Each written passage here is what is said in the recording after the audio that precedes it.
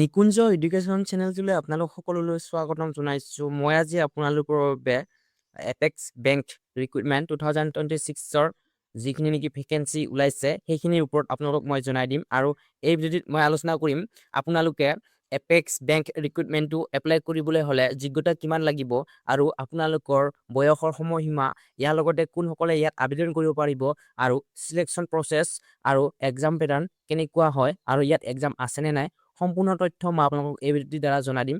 আপোনালোকে এই ভিডিঅ'টি সম্পূৰ্ণকৈ চাওক। পোনপ্ৰথমতে মই জনাই দিছোঁ আপোনালোকক যে এইটো the Assam cooperative apex bank limited ফালৰ পৰা আহিছে আৰু ইয়াত টোটেল পষ্ট আপোনালোকৰ 150 এছিষ্টেণ্ট পষ্ট আৰু আপোনালোকৰ এডুকেশ্যনেল কোৱালিফিকেশ্যন কিমান হ'ব লাগিব মই আপোনালোকক এই ভিডিঅ'টিত জনাই দিম। আৰু ইয়াৰ আগতে মই জনাই দিছোঁ যে আপোনালোকৰ এপ্লাই ডেট 20 মাৰ্চৰ পৰা আপোনালোকৰ আৰম্ভ হ'ব।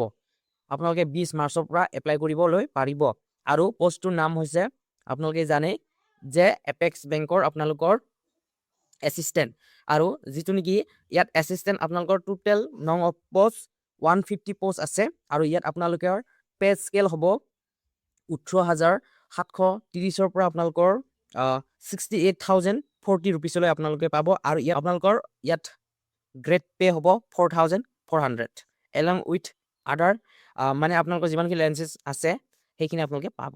এজ লিমিট আপোনালোকৰ 21ৰ পৰা ষ্টাৰ্ট হৈ 38 আপোনালোকে ইয়াৰ্ছলৈ পাৰিব আৰু ইয়াত আপোনালোকৰ 1 জানুৱাৰী 2026লৈ কাউণ্ট কৰা হ'ব। আৰু এডুকেশ্যনেল কোৱালিফিকেশ্যন আপোনালোকৰ মিনিমাম গ্ৰেজুৱেট হ'ব লাগিব আৰু আপোনালোকৰ মিনিমাম কোৱালিফিকেশ্যন ইয়াতে দিয়া হ'ল যে আপোনালোকৰ গ্ৰেজুৱেট, কিন্তু ইয়াত পাৰ্চেণ্টটো লাগিব আপোনালোকৰ 45% আপোনালোকৰ লাগিব আৰু ইয়াৰ লগতে আপোনালোকৰ কম্পিউটাৰ নলেজ থাকিব লাগিব। কম্পিউটাৰ নলেজ আপোনালোকৰ মিনিমাম 6 মান্থ ডিপ্ল'মা হ'লেই হ'ব আৰু আপোনালোকৰ যদি 1 ইয়াৰ 2 ইয়াৰ আছে তেন্তে কোনো অসুবিধা নাই।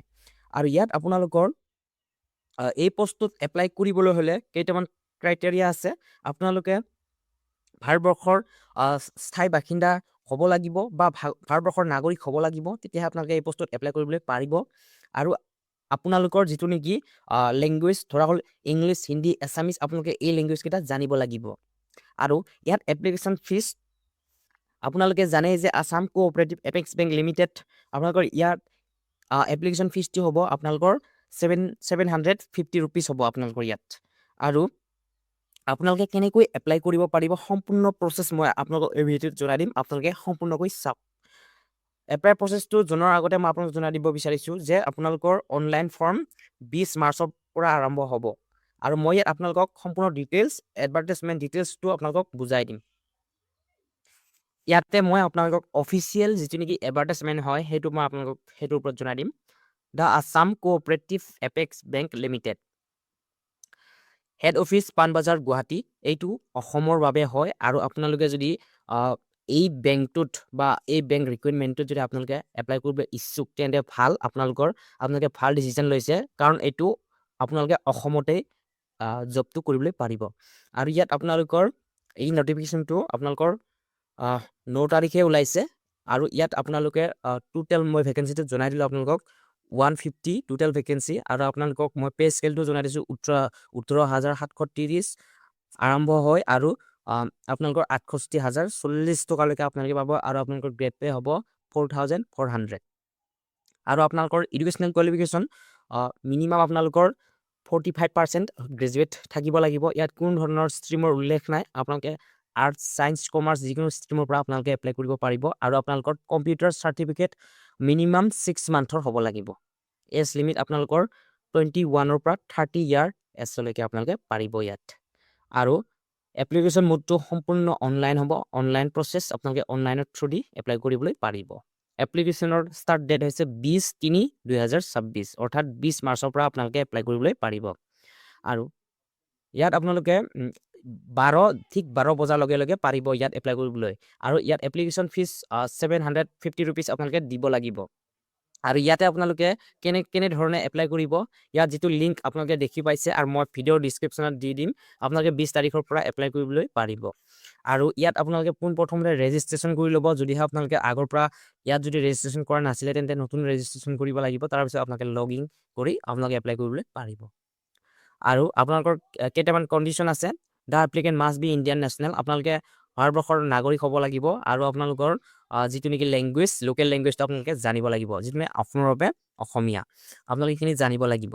আৰু লগতে আপোনালোকৰ ইম্পৰ্টেণ্ট ডকুমেণ্টছবিলাক মই জনাই দিছোঁ, যিসকলৰ কাষ্ট চাৰ্টিফিকেট এতিয়ালৈ তেওঁলোকে ডিজিটেল কৰা নাই, তেওঁলোকে অতি সোনকালে ডিজিটেল কৰক। আৰু যদিহে আপোনালোকে এমপ্লয়মেণ্ট এক্সচেঞ্জ চাৰ্টিফিকেটটো ৰিনিউৱেল কৰা নাই, তেন্তে আগতে আপোনালোকে ৰিনিউৱেল কৰি লওক, তাৰপিছত আপোনালোকে গোটেইখিনি এপ্লাই কৰিবলৈ পাৰিব। আপোনালোকৰ হাতত কেইটামান দিন আছে, 7টা দিন আছে, আপোনালোকে এই 7টা দিনৰ ভিতৰত আপোনালোকে এপ্লাই প্ৰচেছটোৰ আগত ডকুমেণ্টছখিনি ৰেডি কৰি লওক, তেতিয়াহ'লে আপোনালোকে অতি সোনকালে আপোনালোকে কোনো ধৰণৰ ৰিজেক্ট নোহোৱাকৈ আপোনালোকে এপ্লাই কৰিবলৈ পাৰিব।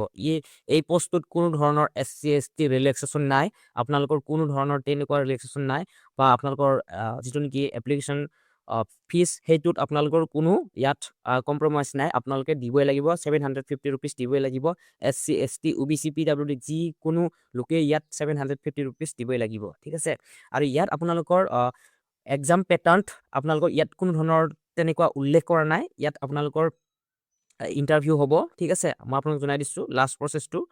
ইয়াত আপোনালোকৰ ন' ট্ৰেভেলিং এলাউঞ্চেছ আৰু TA its will be admissible to the candidates for appearing with written test interview, মানে আপোনালোকৰ উল্লেখ কৰিছে যদিও আপোনালোকে এইটো চিম্পুল হ'ব, আপোনালোকৰ বাবে সাধাৰণ হ'ব, আপোনালোকে সাধাৰণকৈ ইয়াত এক্সাম দিব লাগিব, তাৰপিছত ইণ্টাৰভিউ হ'ব, ঠিক আছে। 150 আপোনালোকৰ 150 পষ্ট আছে, ঠিক আছে, এছিষ্টেণ্টৰ বাবে। এইটো খুব ভাল পষ্ট হয়। আপোনালোকে ইয়াত যিটো দেখিছে 18,000 এইটো হৈছে আপোনালোকৰ ষ্টাৰ্টিং, আৰু গোটেইখিনি যদি মিলাই কিনে আপোনালোকৰ 35 ষ্টাৰ্টিং আপোনালোকৰ যাব, 35।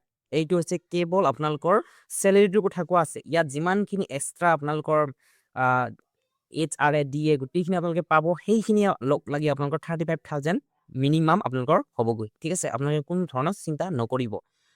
যিটো নেকি আপোনালোকৰ 18,000 দিয়া আছে, সেইটো আপোনালোকৰ ফিক্স, তাৰমানে বুজি পালে আপোনালোকে, ফিক্স। মই নেক্সট ভিডিঅ'ত আপোনালোকক গোটেইখিনি এক্সাম পেটাৰ্ণ, কেনেকুৱা ধৰণৰ এক্সাম হ'ব, গোটেইখিনি মই আপোনালোকক জনাই দিম। আপোনালোকে যিটো নেকি 20 তাৰিখ 20 মাৰ্চৰ পৰা আপোনালোকে সম্পূৰ্ণ ইনফৰমেশ্যন পাই যাব, কোনো ধৰণৰ চিন্তা নকৰিব। আপোনালোকে 20 তাৰিখৰ দিনাখনেই আপোনালোকে এপ্লাই কৰিবলৈ পাৰিব। আৰু ইয়াত আপোনালোকৰ এটা ভাল খবৰ যে আপোনালোকে এইটো অসমতে চাকৰি কৰিবলৈ পাৰিব, আৰু এইটো এটা খুব ভাল জব হয়। আৰু ইয়াত 90% লোকে অসমৰ পৰা কৰে এপ্লাই, এইটো 90% লোকে কৰে, আৰু বাকী 10% বাহিৰৰ পৰা অহা যায়। যিহেতু ইয়াত কোনো মেনশ্যন কৰা নাই, অনলি ফৰ আছাম ষ্টেট তেনেকুৱা ধৰণৰ ইয়াত মেনশ্যন কৰা নাই বাবে অন্য ষ্টেটৰ লোকে এপ্লাই কৰিবলৈ পাৰিব। আৰু ইয়াতে মই আপোনালোক জনাই দিছোঁ যে আপোনালোকে সম্পূৰ্ণ এনেকুৱা ধৰণৰ কম্পিটিটিভ এক্সাম বা ভেকেঞ্চি পষ্ট গোটেইখিনি আপোনালোকে জানিবলৈ হ'লে এই চেনেলটো ছাবস্ক্ৰাইব কৰি ৰাখিব। মই অসমৰ প্ৰতিটো কম্পিটিটিভ এক্সামৰ বিষয়ে আৰু প্ৰতিটো পষ্ট ভেকেঞ্চি কেতিয়া ওলাই গোটেইখিনি মই আপোনালোক এই ভিডিঅ'টোত জনাই থাকোঁ। আপোনালোকে এই ভিডিঅ'টোত ভাল পাইছে তেনেহ'লে ছাবস্ক্ৰাইব কৰিব, আৰু আপোনালোকে লাইক কমেণ্ট শ্বেয়াৰ বুলি একোৱে নাপাহৰিব। এই চেনেলটো আপোনালোকৰ বাবে এটা খুব ভাল ইনফৰ্মেটিভ চেনেল হয়। আৰু কেইখনমান বুক দিয়া আছে, আপোনালোকে ADRE 3.0 বাবে যদি আপোনালোকে ষ্ট্ৰেটেজি চলাই আছে, তেন্তে আপোনালোকে কেইখনমান মই বুক দিছোঁ, Assam history, Assam GK, maths, reasoning, আপোনালোকে সেইখিনি বাই নাও কৰি ল'ব পাৰে।